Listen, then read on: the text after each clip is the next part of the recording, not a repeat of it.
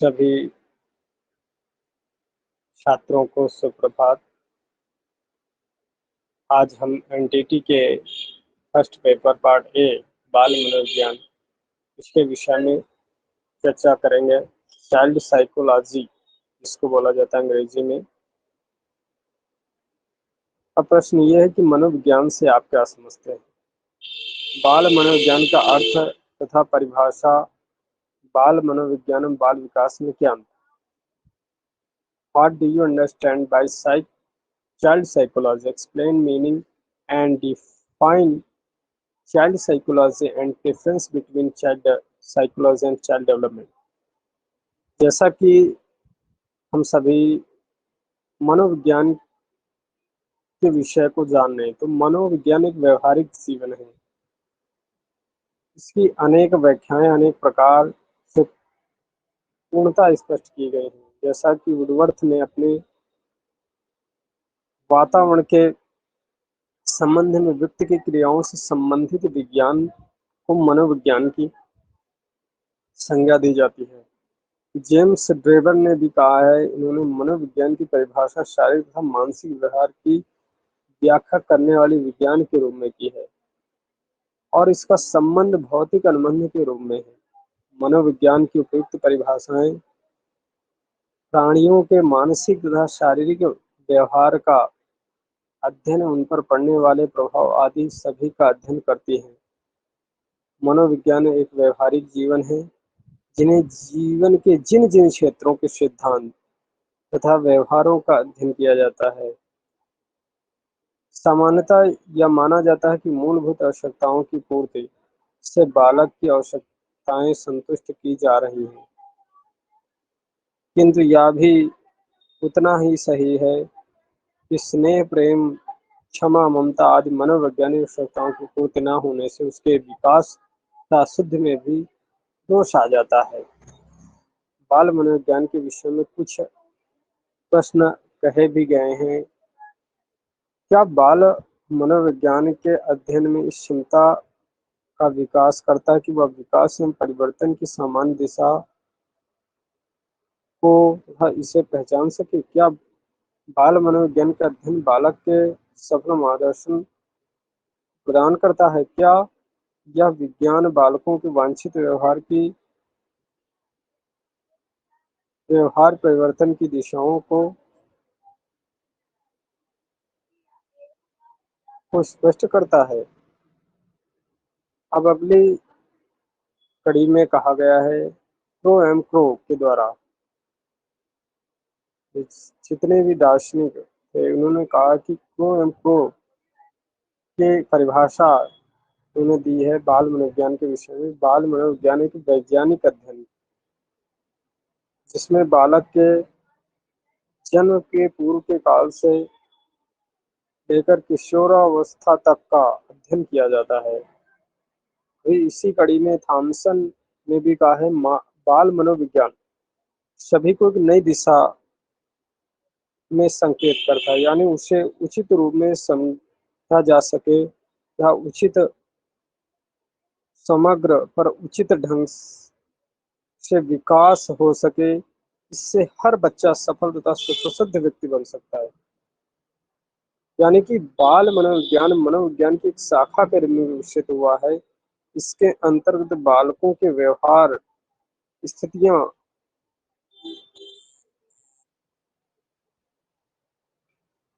समस्याओं व उन सभी कारणों का अध्ययन किया जाता है जिसका प्रभाव बालक के विकास एवं व्यवहार पर भी पड़ता है। आज के युग में अनेक सामाजिक, आर्थिक कारक, सांस्कृतिक, राजनीतिक कारक मनुष्य व उसके परिवार को भी प्रभावित कर रहे हैं। अब हम आगे भी जानते हैं।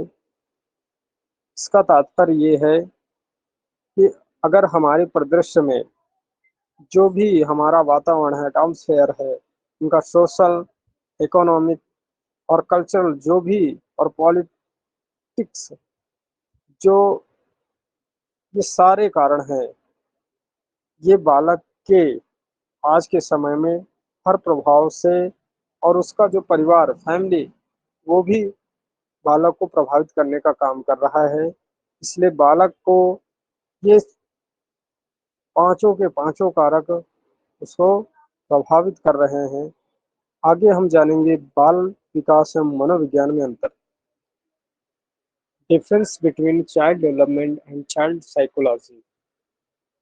हरलाक ने 1978 में बाल मनोविज्ञान तथा बाल विकास के संबंध को स्पष्ट करते हुए लिखा है।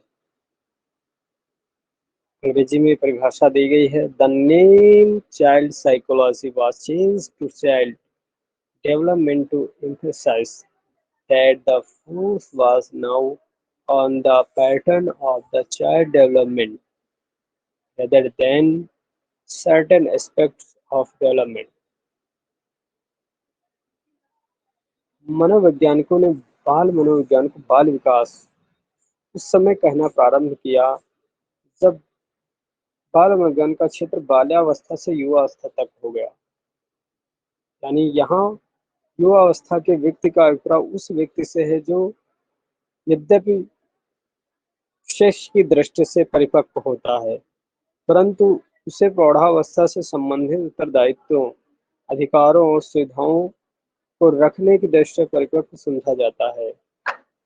मनोवैज्ञानिकों ने यह भी अनुभव किया है कि इस प्रकार के अध्ययनों से पता नहीं चलता कि बालकों की आयु में वृद्धि के साथ उनकी व्यवहार विशेषताओं में क्या-क्या तथा किन कारणों से परिवर्तन होते हैं। इस प्रकार के ज्ञान के अभाव की पूर्ति हेतु बाल मनोविज्ञान शब्द में दो अध्ययन प्रणालियों का भी प्रचलन प्रारंभ हुआ है और मनोविज्ञान शब्द के स्थान पर बाल विकास शब्द का उपयोग किया जाने लगा। जैसा कि हम ऊपर जो परिभाषा दी उनसे पूर्णतः हम स्पष्ट कर चुके हैं कि बाल मनोविज्ञान की अपेक्षा बाल विकास बहुत अधिक विस्तृत और बाल मनोविज्ञान में अधिक अनुसंधानों की आवश्यकता की है।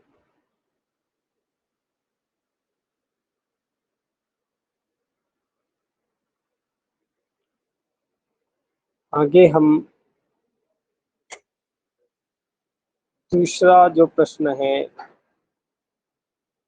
जो बाल अपराध हो रहे हैं, बाल अपराध क्या है, बाल अपराध के कारण क्या है और बाल अपराध की रोकथाम भी किस प्रकार हो सकती है, उसके विषय में हम जानेंगे।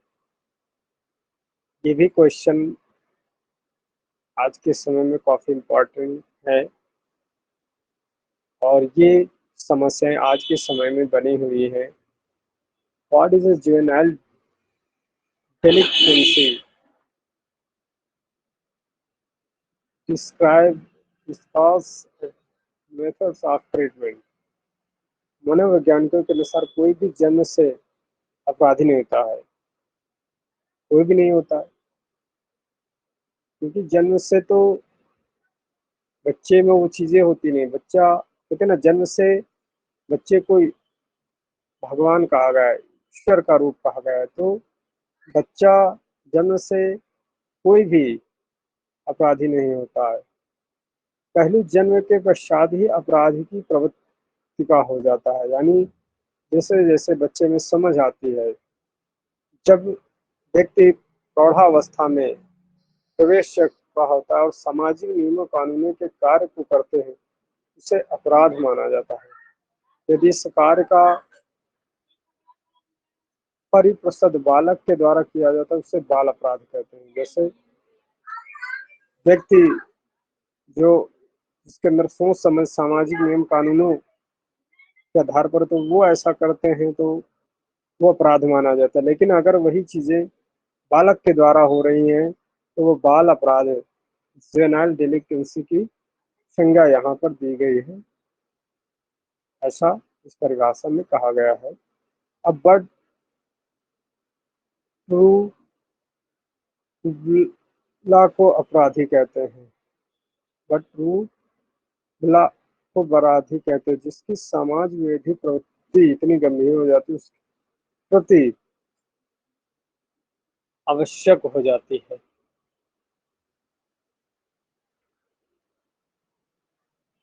केर केर के अनुसार बाल अपराध का अर्थ समाज विरोधी व्यवहार का कोई प्रकार है जो कोई व्यक्तिगत सामाजिक विघटन उत्पन्न करता है। केर के अनुसार इन्होंने कहा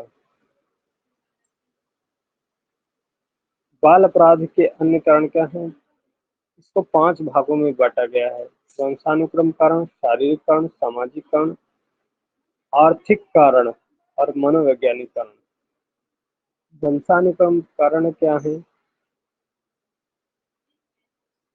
सीजर लोबोसो इत्यादि का मत है कि अपराध का कारण वंशानुक्रम है, क्योंकि जो बच्चे अपराधी होते हैं उनके कुछ विशेष प्रकार के शारीरिक और मानसिक लक्षण आती है, यानी जन्म से ही उनके पीढ़ियों में ही ये चला आया है कि वो उनके अंदर भी वैसे ही शारीरिक और मानसिक लक्षण पाए जाएंगे। जैसा कि आज के समय में रोग, अगर किसी को घर में डायबिटीज है, मोटापा है, बीपी, तो वो वैसे ही तीसरी पीढ़ी को होता चला जाए। इसका मतलब ये भी चीजें वंशानुक्रम है। सीजर लोबोसो के अनुसार ये अपराध का मंशा जो बच्चे अपराधी होते हैं उनके कुछ विशेष प्रकार के शारीरिक और मानसिक लक्षण होते हैं, फिजिकल और मेंटल ऐसे लक्षण होते हैं जो बच्चे को अपराध की तरफ ले जाते हैं, बाल अपराध की तरफ ले जाते हैं। शारीरिक लक्षण, शारीरिक कारणों में शारीरिक दोष तथा हीन स्वास्थ्य अपराध प्रवृत्ति को प्रभावित करते हैं। ऐसे बच्चों को साथ समाज के अन्य व्यक्ति का व्यवहार ठीक नहीं होता।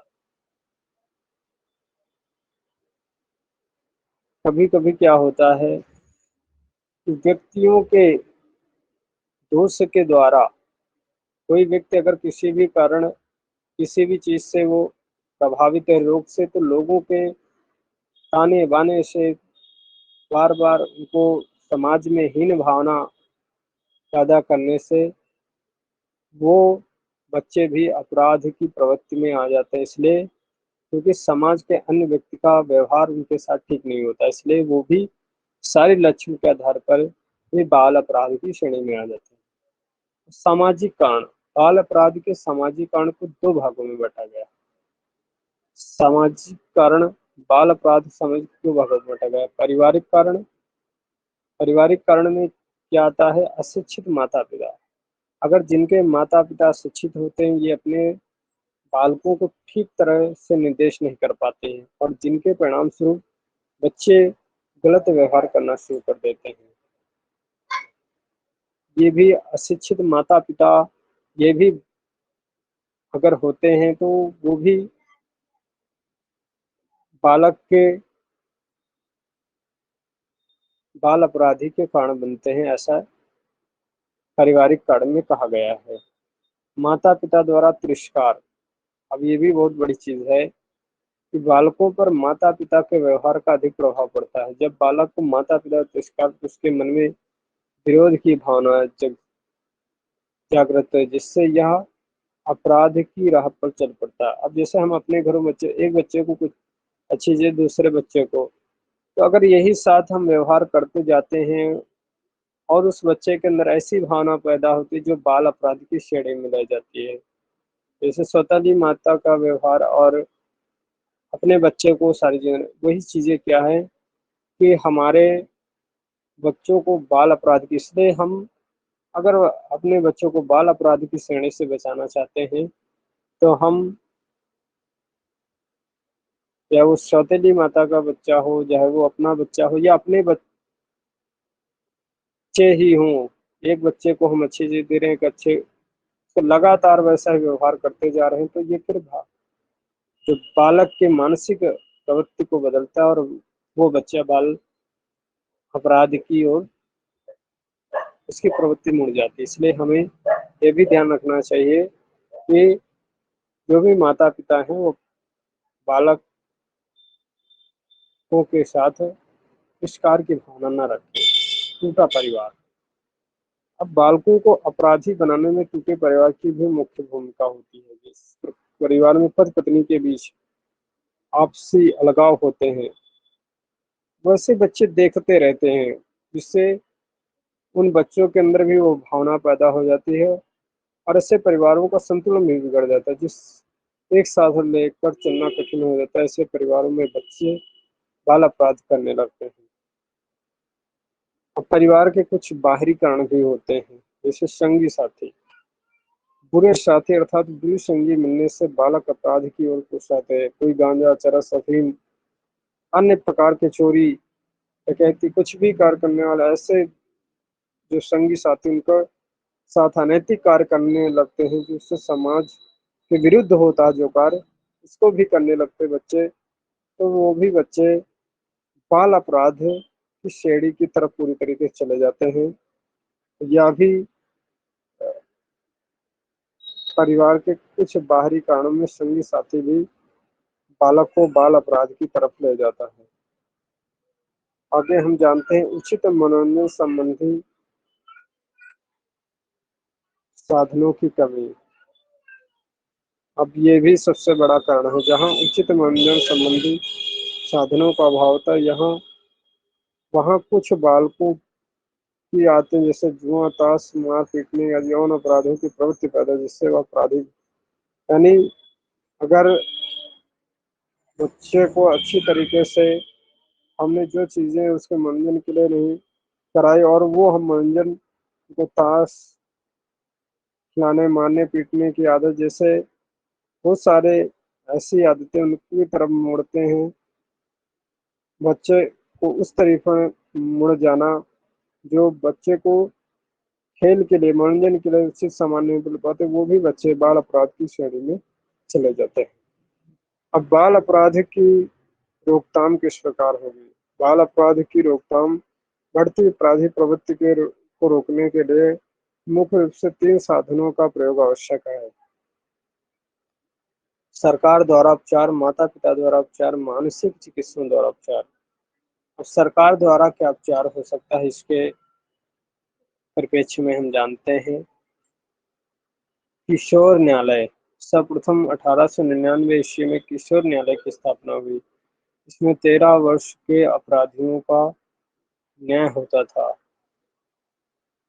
प्रोबेशन 40 से 50 वर्ष पहले से इंग्लैंड तथा अमेरिका जैसे देशों में यह प्रभावी रूप से चली आ रही है। उत्तर प्रदेश में 1498 में फर्स्ट ऑफर्स प्रोबेशन एक्ट पास हुआ।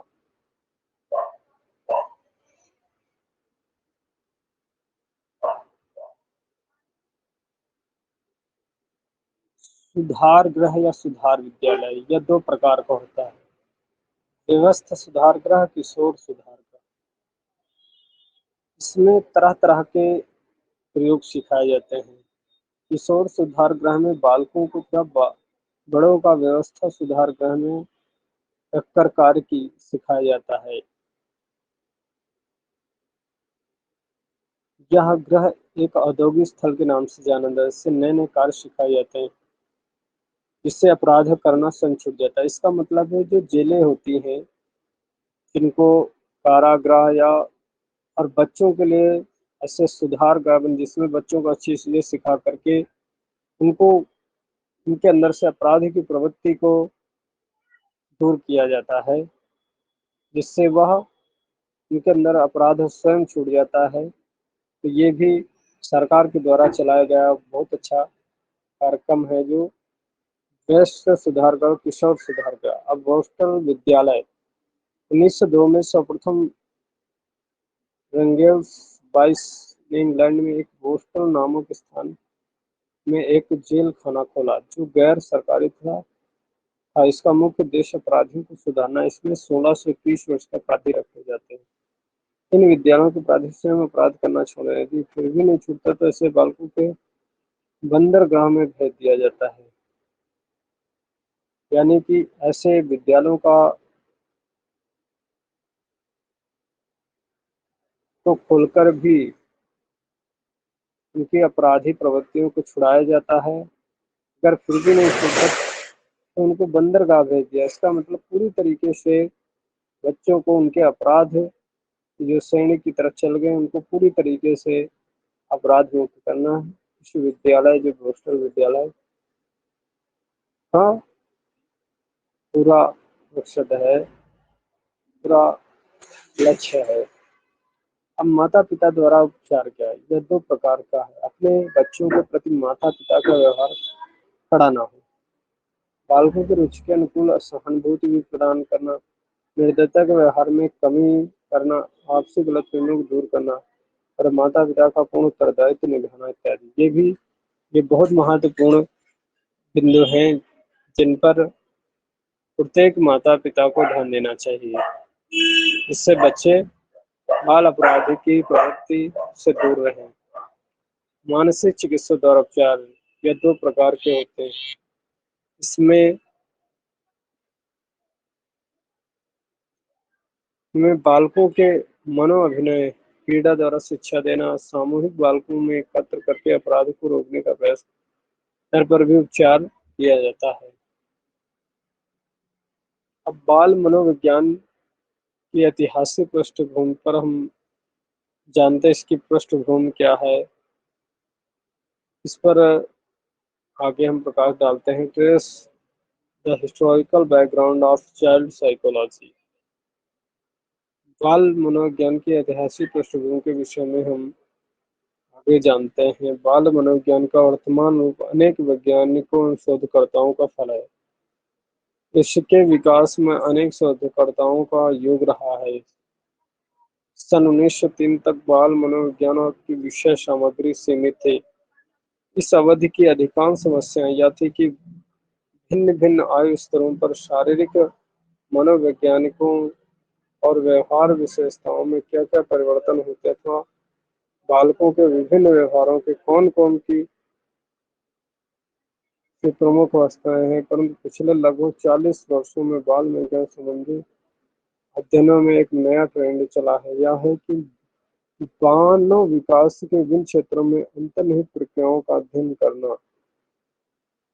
मोशन पीएच मोसेस इट 1974 में बाल मनोविज्ञान वर्तमान अध्ययनों के ट्रेंड को स्पष्ट करते दिखा है कि research in the field have become increasingly concerned with the explanation with the process and mechanism underlying human development। उपयुक्त विवरण से स्पष्ट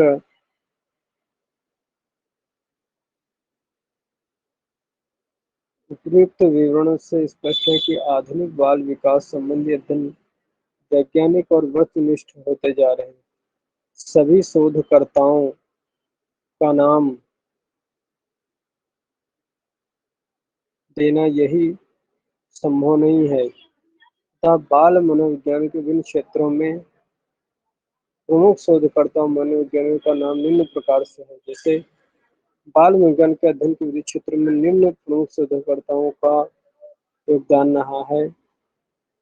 डेनिस 1949, मर्फी एंड निकोम्ब 1967, बोहलर 1937, कैटेली 1950, थॉमसन 1952 आदि गर्भकालीन शिशु के शारीरिक विकास संबंधी अध्ययनों में निम्न प्रमुख 1950 हार्टमैन 1930, 1939, हॉन्कट 1944, विंडर 1950 आदि। बालकों की शारीरिक बुद्धि के क्षेत्र में जेसल 1933, 1959, 1947, हाल्वर्सन के अध्ययन के गुण हैं। किस्मत के क्षेत्र में मिगोक 1937, हॉलॉक 1931, 1962, गेट्स 1939 आदि के अध्ययन अधिक महत्वपूर्ण है। भाषा विकास और भाषा क्षेत्र में जिन मनोवैज्ञानिकों के योगदान महत्वपूर्ण है, मिलर और टोलार्ड के इस दिशा में अपने अध्ययन के आधार पर अधिगम सिद्धांत सोशल लर्निंग एंड इमिटेशन का प्रतिपादन किया है। ज्ञानात्मक विकास के क्षेत्र पियाजे 1952 का अध्ययन से सराहनीय है। इसने अपने इन अध्ययनों के आधार पर एक सिद्धांत का प्रतिपादन किया है। शैशव काल में प्रत्यक्ष गण के विकास और 1957 के अध्ययन अधिक महत्वपूर्ण है क्योंकि व्यक्तित्व से संबंधित विभिन्न समस्याओं के अध्ययनों में जिन वैज्ञानिकों का योगदान सराहनीय रहा, इसके नाम निम्न प्रकार हैं: M C 1960, Butler H B 1969, Eysenck H J. 1965, Kagan J 1960 से 1962, एंडरसन डी.आर. 1970 आदि। आवश्यक है कि बाल मनोविज्ञान के क्षेत्र में अध्ययन के भारतीय मनोविज्ञान की भी चर्चा की जाए। अपने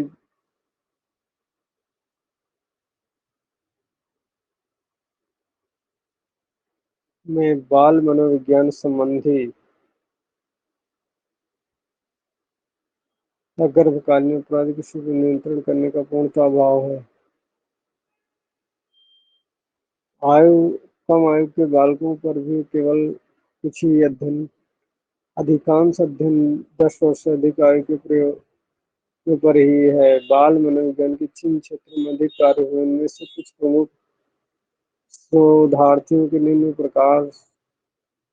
प्रकार से हैं। समय के क्षेत्र में जिन प्रमुख विद्वानों का योगदान है इस प्रकार है: नागर हाणे बी 1939, घोष के डी 1951, संगम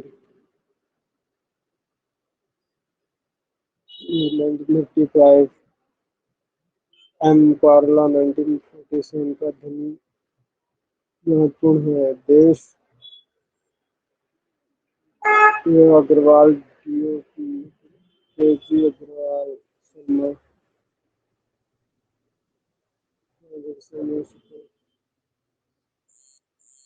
आदि ने बालकों के आत्म प्रत्यय के मापन निर्माण का अध्ययन किया है। बालकों की वृद्धि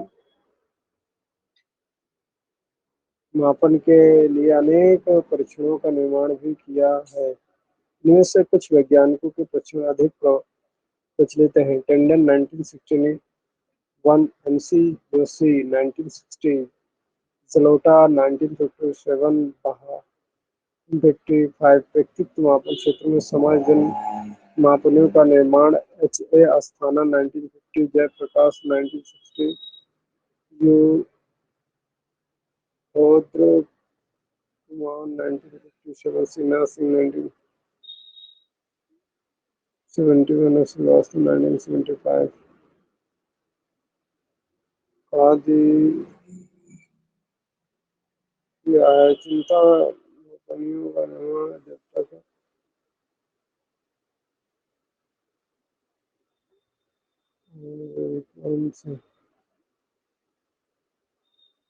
कौन से मनोवैज्ञानिकों मापनियों द्वारा प्रयोग विषयों पर आसानी से किया जा सकता है। बाल मनोविज्ञान की अध्ययन विधियां कौन से हैं, वर्णन कीजिए। What are the different study methods of studying child psychology. बाल मनोविज्ञान का अध्ययन करने मनोवैज्ञानिक विधियों के वर्णन का विकास। इन विधियों से जो परिणाम प्राप्त होते हैं विश्वसनीयता वैध कहा। जिसका बाल मनोविज्ञान की अध्ययन विधियां निम्न प्रकार है। चिकित्सात्मक विधि क्या है? चिकित्सात्मक विधि उदाहरणतः अभिष्ट अधिगम, व्यक्तित्व आचरण संबंधी जटिल संधियों के अध्ययन के लिए काम में लाई जाती है। इनमें विचाराधीन समस्या के अनुकूल विविध क्लिनिकल कार्य पद्धतियां तथा इस्तेमाल की जाती हैं। उनका लक्ष्य इस बात को पहचानना मालूम करना होता है कि उन्हें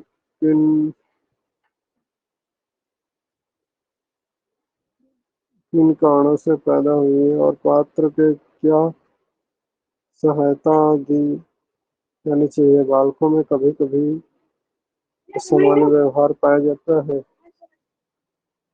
जाता है। यदि इस असामान्य व्यवहार का समय रहते उपचार नहीं किया जाता है, इनमें मानसिक विक्षिप्तता विकसित होने। चिकित्सात्मक विधि हर द्वारा ही ऐसे बालकों का उपचार किया जाता है। मनोभौतिकी विधि मनोभौतिकी द्वारा मन तथा शरीर के संबंधों के आधार पर व्यवहार का अध्ययन किया जाता है। शरीर के विकास के साथ साथ शरीर के अन्य मानसिक शक्तियों का विकास भी होता है। इससे अध्ययन पर बिना दिने ने बुद्धि लब्धि की कल्पना तथा मानसिक आयु का विचार भी उपस्थित स्थापित किया है। नियंत्रित निरीक्षण विधि, नियंत्रित निरीक्षण विधि बालक के निजी व्यवहार का अंकन करने में सहायता करती है। इसमें निरीक्षणकर्ता चौकस्टिक या संपुटन सीट के द्वारा बालक के व्यवहार का अंकन करते हैं। इसकी विधि अनेक प्रविधियों में से मुख्य इस प्रकार है। सामुदायिक सर्वेक्षण, इस विधि द्वारा समुदाय में रहने वाले बालकों का अध्ययन किया जाता है। इसमें किसी भी समुदाय के बालकों में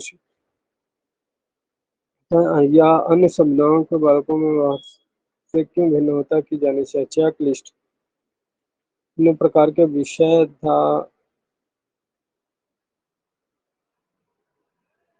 व्यवहारों की एक सूची होती है। इस सूची में दिए गए पदों के अनुसार जांच करते हुए व्यवहार तथा विकास का निरीक्षण किया जाता है। परिस्थिति विश्लेषण, विभिन्न परिस्थितियों में घटने वाले बालकों के व्यवहार का अध्ययन इस विधि द्वारा किया जाता है कि माता पिता द्वारा शिक्षक साथी समुदाय आदि सभी पक्षों के साथ बालक के व्यवहार में क्या भिन्नता इस बात की जानकारी क्षण करने से ही होता है, जिनमें निर्दिष्ट व्यवहार किया जाता है। समय निर्देशन, इस विधि द्वारा किसी निर्धारित समय में बालक के विकास व्यवहार का भी निरीक्षण किया जाता है। एक वर्ष में अनेक बालकों के शारीरिक विकास में भिन्नता उसके कारण को जानकारी इस विधि से की जाती है। कहने का तात्पर्य है कि बाल मनोविज्ञान की जो ये विधियां हैं, बालक के उनके भौतिक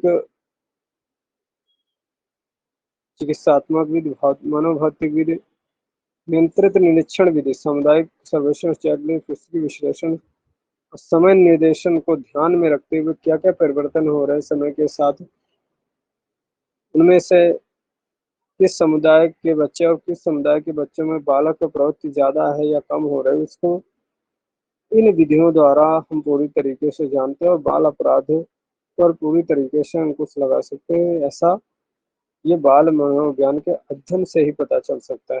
तो हम आगे प्रश्नावली विधि के बारे में जानते हैं। विभिन्न प्रश्नों के उत्तर बालकों से प्राप्त किए जाते हैं। इनके उत्तरों से अध्ययन तो बालक के विकास का अध्ययन किया जाता है। जी स्टेलन हॉल ने सर्वप्रथम 123 प्रश्नों की सूची बोस्टन स्कूल के बच्चों का अध्ययन के तैयार की और पाइल्स स्टोल्स आदि ने इस विधि का आश्रय लिया। इस विधि की सीमाएं इस प्रकार हैं। बच्चे प्रश्नों का भाव कठिन भाषा में होने के कारण समझ नहीं पाते हैं।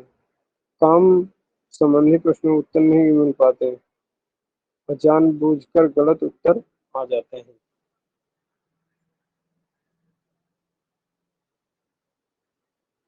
माता पिता पक्षपातपूर्ण उत्तर देते हैं। सांख्यिकीय विधि, आगे विधि सांख्यिकीय विधि में प्राप्त आंकड़ों तथा परिणामों की विश्वसनीयता वैधता की पहचान करें। मतलब डाटा को पूरी तरीके से विश्लेषण किया जाता है और उसकी परिणाम तो उसमें विश्वसनीयता, उसके रिजल्ट और उसके विश्वास को वैधता की भी पहचान की जाती है। जीवन वृत्तांत विधि, इस विधि द्वारा बालकों के जीवन का लेखा जोखा जाता है। बालक के जन्म के समय होने वाली घटनाओं को संकलन करें। माता पिता अभिभावक इस तरह बालक के बारे में सूचना मांगे थे। 1885 प्रेयर ने जर्मनी में किया था। अब आगे हम कल खेल के विषय में जानेंगे हैं। खेल तथा उसके कार्य में अंतर क्या है, इसकी परिभाषा आदि के, तो कल इसको जरूर तैयार करके आपके पास पीडीएफ है। अभी के लिए बस इतना ही। ओम।